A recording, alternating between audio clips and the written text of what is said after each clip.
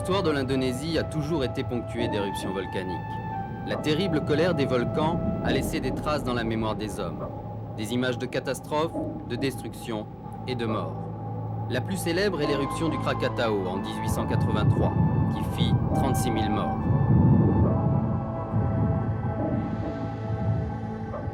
Malgré ces catastrophes, les Indonésiens vivent toujours à proximité des volcans. Ils en ont même fait des divinités. Les montagnes de feu permettent de faire vivre des millions d'hommes grâce aux cendres qui fertilisent la terre.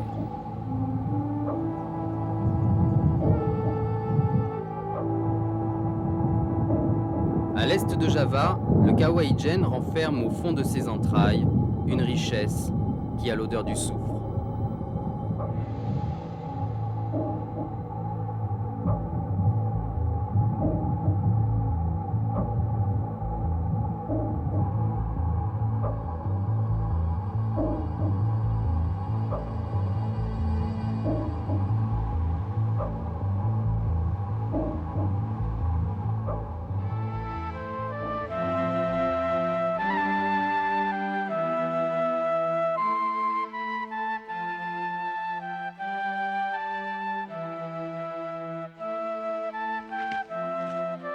Sukarman est porteur de soufre.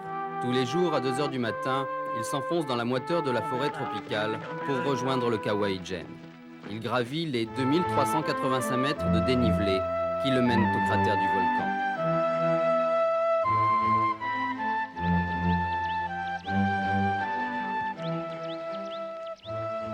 Kula pertamane niku nggih rasane medamel lirang niki nggih rasan kula niku kaya abot teng Dans le kula. cratère, c'est Tapi très dur. kula pikir Mais niku bon, je fais de mon mieux. Parce que je sais que je ne pourrais pas gagner autant d'argent si je travaillais ailleurs. nggih wonten tapi Kang carane cepet penghasilan niku mboten wonten. Namung kula pikir niku namung lirang niki Kang cepet. Bien sûr, c'est dangereux quand je creuse. Terus kula niku Si je ne fais pas nggih attention, senyane niku si tasih je alit tombe nggih. sur du soufre qui Nggih n'est pas encore kula refroidi, piyambak niku pun si je le casse, dados kula eh niku bien ça kapan peut boten exploser. medamel niku Ça peut me blesser les pieds. Pundi aja kula niki. Mboten saged nedor. Lho teng kawan niku nggih. Alors il faut Nggih, rester teng calme mriko niku et nggih respirer lentement. Faire très attention. Nggih soro tapi Il yo faut être calme pour casser le niku soufre. napa. Wis kula niki kula lampahi mawon. C'est vrai que le volcan peut exploser par surprise. Il y a des signes sur le lac quand il y a un danger. Teng Quand segara il y a niku des nuages, kapan enten qu'il fait gris, kepayah ngoten que le lac enten bouillonne. tengerane ngoten. Kapan niku Alors là, je n'ose pas segara descendre. niku kadang-kadang nggih mendung niku cuacane mendung niku nggih kadang-kadang segara Quand niku l'eau jaillit gelap, au milieu niku du lac, kluthuk-kluthuk niku. ça, Niku c'est un mboten signe. wonten kula mandhap. Un signe Nggih, de niku grand danger. tengerane niku. Namine ucur-ucur tengahe segara niku. Après 3 h 30 de marche, Sukarman plonge dans l'atmosphère irritante et corrosive de gaz volcaniques brûlants. 150 mineurs, les poumons rongés par les émanations de la soufrière, viennent y extraire des blocs de soufre. Dans les racines des édifices volcaniques, les intrusions du magma terrestre concentrent d'énormes ressources minières. C'est ainsi que le Kawah Ijen met à la portée des hommes une richesse habituellement enfouie à 200 km sous terre. Il y aurait, selon les estimations, plus de 30 000 tonnes de réserves de soufre naturelles.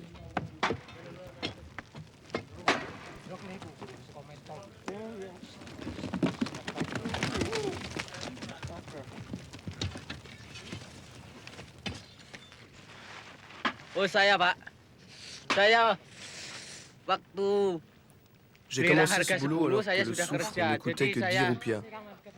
saya ini umur 17 tahun gitu. À l'époque, Saya j'avais sudah 17 ans. bekerja. Oui, et je travaillais Setelah déjà. itu saya ya sampai umur 29 gitu gini. Ini. Aujourd'hui, chaque kilo de soufre coûte 100 roupias, soit 30 centimes. Il faut en remonter beaucoup pour prétendre à un salaire convenable. Pour recueillir un maximum de soufre, des tuyaux et des tunnels de pierre canalisent les gaz qui se condensent sous forme d'un liquide épais de couleur vermeille puis orangée. Ali, naik lagi.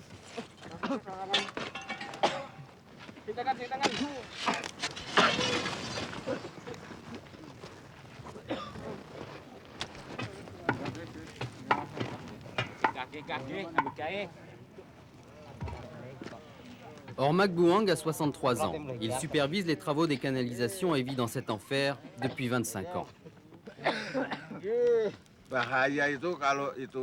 Le danger, c'est quand on change les canalisations. Si on est atteint par des projections de soufre liquide, ça provoque des irritations, des brûlures. Quand une conduite est chaude, il faut faire attention. Elle peut rouler et on peut la prendre sur les jambes. Mais il y a aussi les vapeurs, quand le soufre est encore liquide. La vapeur sort des canalisations et ça fait tousser.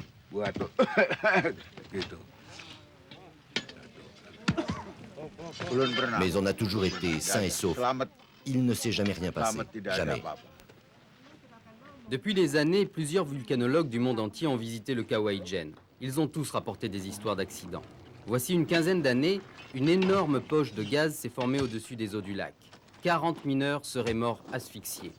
Le gouvernement indonésien aurait étouffé l'affaire. Java doit abriter un paradis, pas un enfer. 6 porteurs seraient morts en 1976 au fond du cratère, puis 30 morts en 1982 par les gaz. Curieusement, personne ne veut plus parler de ce type d'accident. Peut-être parce qu'ici, on vit et on meurt avec les volcans.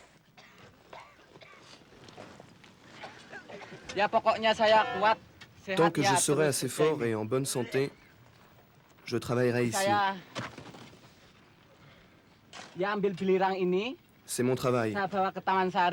Ici, je prends le soufre, je le porte dans la vallée, et après la pesée, on me paie tout de suite.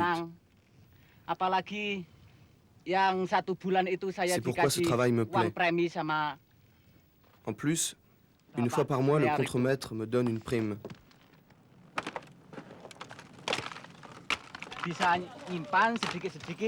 Alors je peux mettre un petit peu d'argent de côté pour acheter des choses à ma femme. Si elle veut un vêtement, par exemple. Mais je peux aussi lui acheter des petites choses. Oui, ça je peux. Si elle me demandait un bateau ou une voiture, je ne pourrais pas.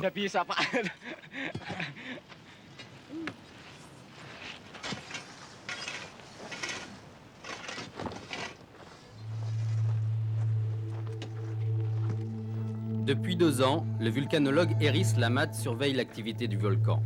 Plusieurs fois par semaine, il descend lui aussi dans les entrailles du monstre pour contrôler l'humeur du cratère. De la précision de ces mesures, au bord du plus grand lac d'acide du monde, dépend la vie de plusieurs centaines d'hommes.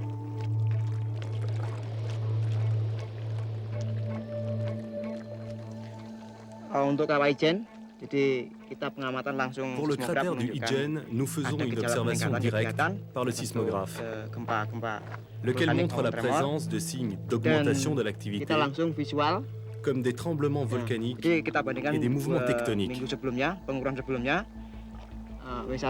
Puis nous faisons des observations visuelles que nous comparons avec celles de la semaine précédente. Par exemple, si l'eau a changé de couleur et qu'elle est devenue blanche, si la température a augmenté, si au milieu du lac il y a de forts bouillonnements, alors nous pouvons aussitôt dire que le volcan est entré en activité.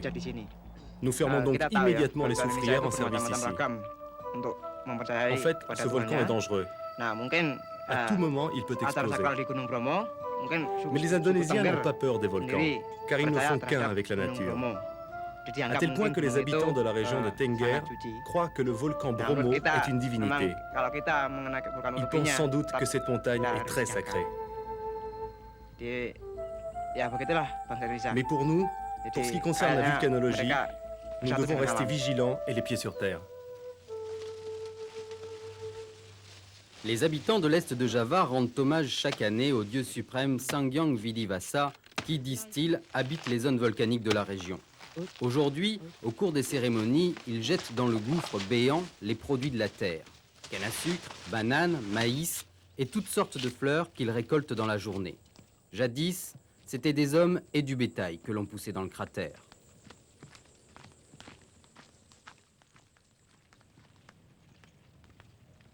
Avant d'escalader la montagne de feu, ils bénissent au fond d'une grotte l'eau sacrée du volcan en récitant des mantras.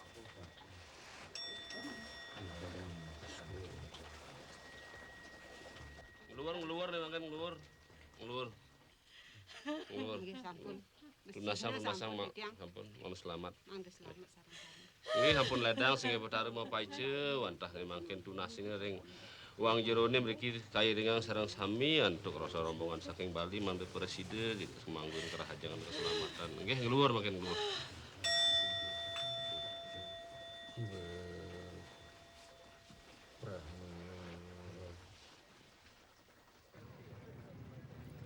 Ils sont 40 000 fidèles, bouddhistes et hindouistes, venus de toute l'Indonésie pour la cérémonie de Kasada. En 1883, la colonisation néerlandaise avait interdit les sacrifices d'animaux. Cette année-là se produisit la gigantesque éruption du Krakatau, la colère des dieux.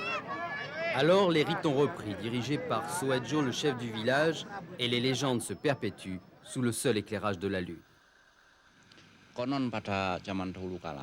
On dit qu'autrefois, un homme et une femme vivaient sur le mont Bromo. Ils étaient tous deux issus de familles nobles qui venaient de Majapahit. Ils formaient un foyer heureux. Cependant, ils n'avaient pas encore d'enfants. Ils méditèrent pour demander une descendance à leur dieu, Sangyang Vidivasa. Bientôt, une voix miraculeuse se fit entendre. Elle leur annonça qu'ils auraient 25 enfants, à condition que l'un d'entre eux puisse être repris par les dieux. Ils acceptèrent. Les années passèrent, puis la prédiction se réalisa. Ils eurent 25 garçons et filles. Le dernier, qui s'appelait Raden Kusuma, avait environ 10 ans lorsque ses parents se rappelèrent de la promesse faite aux dieux. Un jour de pleine lune, le 14 du mois de Kasada, alors que les enfants jouaient sur la lèvre du volcan, le feu du Bromo jaillit et emporta Kusuma par le fond. Kusuma avait laissé une recommandation à ses frères et sœurs. Vivez toujours en bonne intelligence, je vous rendrai prospère. N'oubliez pas, chaque mois de Kasada, le jour de la pleine lune, le 14, je veux une part du produit de la terre.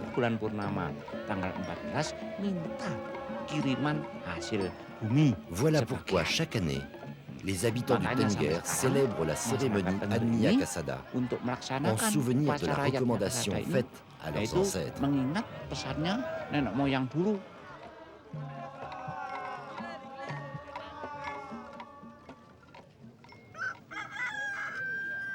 Sur les contrebas du Kawaïjen, Eri est retourné dans son observatoire pour surveiller l'activité du volcan.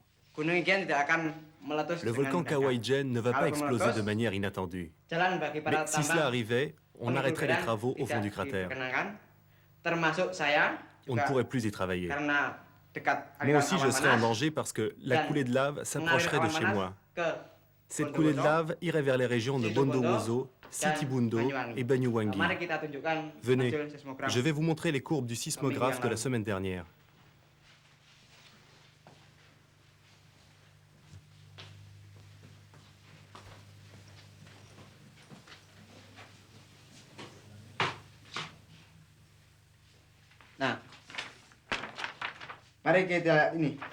Vous voyez, le sismographe indique que la semaine dernière, la mine a été fermée parce que le cratère du Ijen a connu des tremblements.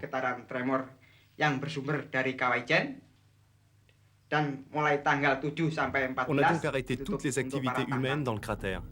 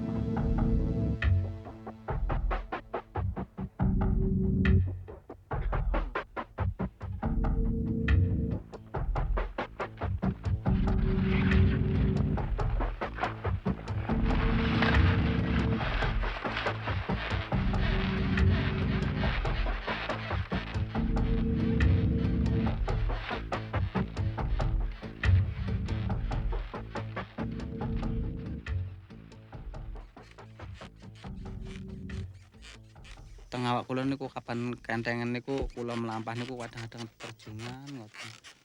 Depuis que je fais ce travail, j'ai pris l'habitude de porter des charges lourdes. Kula niku nggih tenang teng pikiran kula niku.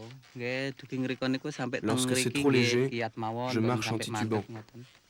Kapan beto namung 50 Quand napa je niku porte swidak 80 niku kilos, teng kula je me sens plus tranquille. kula mlampah niku cepet tapi teng awak niki mboten keco. Le plus difficile, c'est de sortir du cratère. Mais ensuite, je n'ai pas de problème. Je ne m'arrête plus. Quand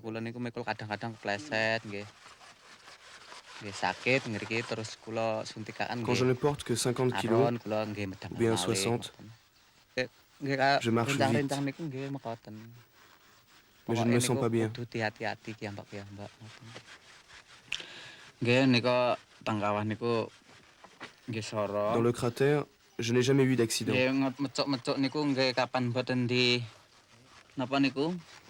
Dans la forêt, par contre, il m'est arrivé de tomber. Vous savez, quand il pleut, ça glisse. Il faut faire très attention.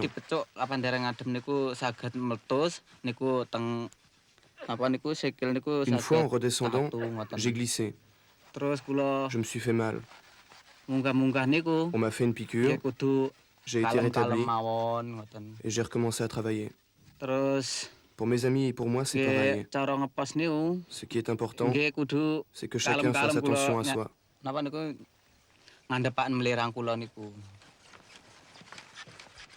Une fois de plus, Sukarman est sorti de l'enfer. Une fois de plus, il a réussi à lui arracher de quoi vivre pour quelques jours. C'est le plus costaud de l'équipe. Il porte jusqu'à 90 kilos par voyage et remonte les 240 mètres du cratère en une demi-heure. Les autres porteurs mettent rarement moins d'une heure, avec 60 à 70 kilos. C'est une véritable épreuve, où la moindre glissade peut provoquer un déséquilibre fatal. En 1983, 2 hommes seraient tombés dans le vide. Mais si l'on calcule qu'il y a environ 40 000 passages par an, le nombre d'accidents relève du miracle ou de la protection des dieux.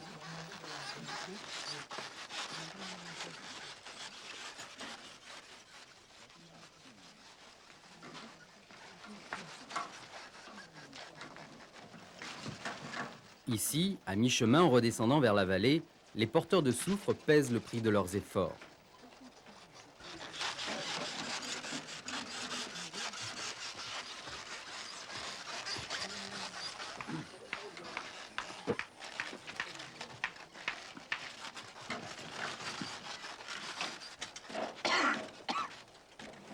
Sukarman Rejopuro.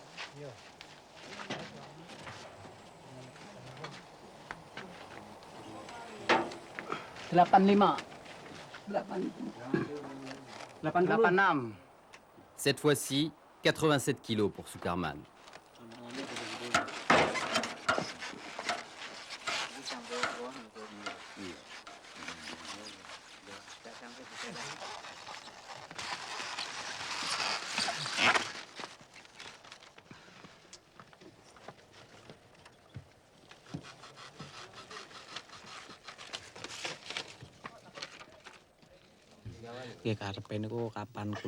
Moi, quand je serai riche, j'aimerais que mon père arrête de travailler, qu'il arrête d'aller chercher du soufre. J'ai pitié pour les vieux qui souffrent sur le chemin. Mais je n'ai pas de quoi l'aider parce que je n'ai pas d'autres ressources. Et il ne me resterait plus rien pour nourrir ma famille.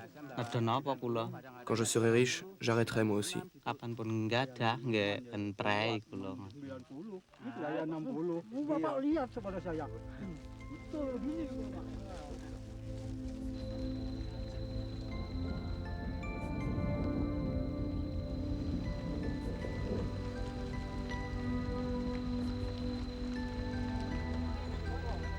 Ils sont près de 500 à être engagés pour ce travail. Après 13 km parcourus avec leur soufre sur le dos, les porteurs arrivent à la fin du sentier où les attend un camion qui va transporter le soufre jusqu'à l'usine de traitement, la Candigrimby. Cette société, tenue par un Chinois, possède la concession du volcan. C'est elle qui engage les porteurs.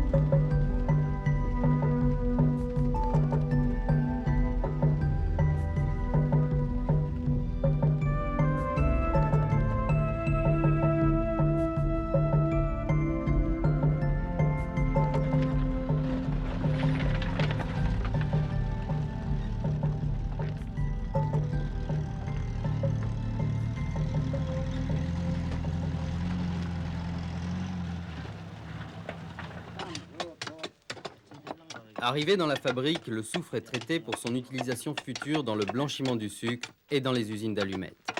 Il est revendu 300 roupies par kilo, alors que le porteur ne gagne que 100 roupies par kilo.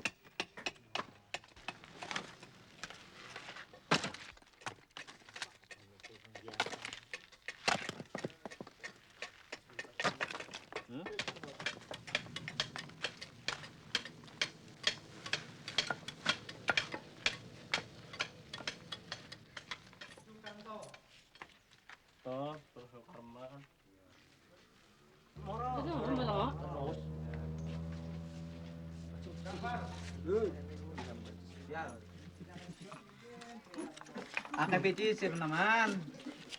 Saya ada ngepat deh. 5,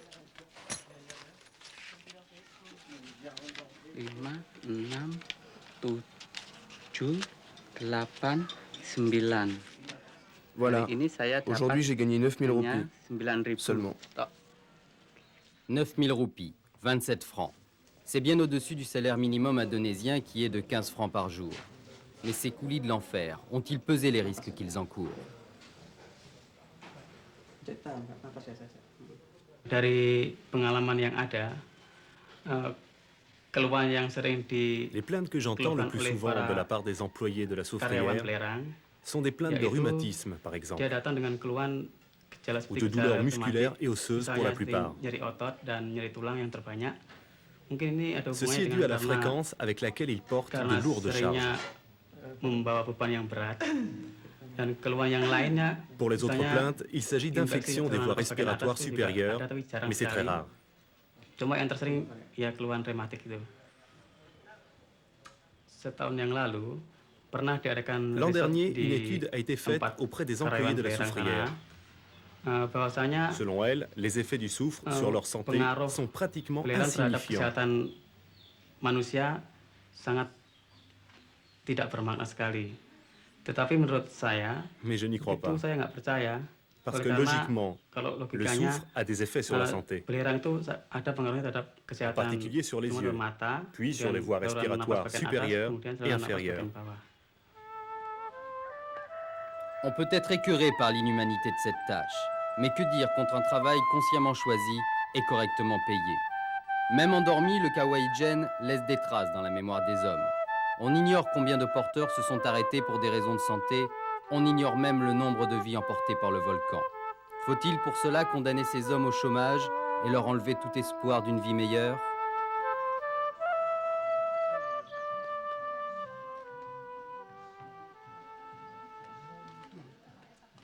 Cita-cita kula niku nggih teng griya niku nggih saged. Mon rêve, c'est d'avoir une rizière et une maison. Griya niku nggih saged sampai lebih kula. Puis s'il reste de l'argent après avoir acheté à manger, Nggih saged tumbas napa-napa. je voudrais acheter des petites choses, c'est tout. Rada seneng, Pak.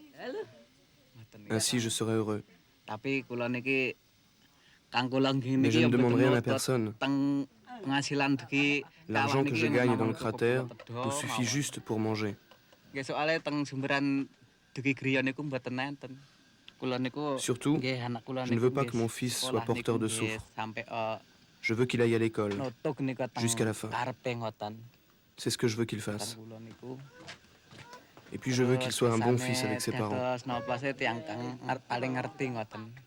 Pas comme moi, qui ne connais rien. C'est vrai, je suis comme ça. Sambal kecap.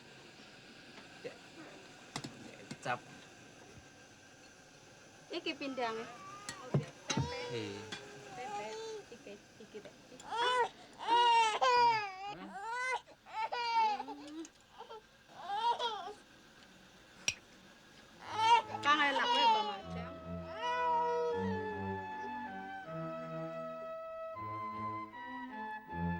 Le spectacle des volcans ne fascine plus seulement les vulcanologues. Des milliers de visiteurs viennent chaque année contempler les levées du soleil au sommet du Bromo ou s'extasier devant la force colossale des porteurs de soufre. Quand l'Indonésie paiera-t-elle un nouveau tribut au dieu des montagnes de feu?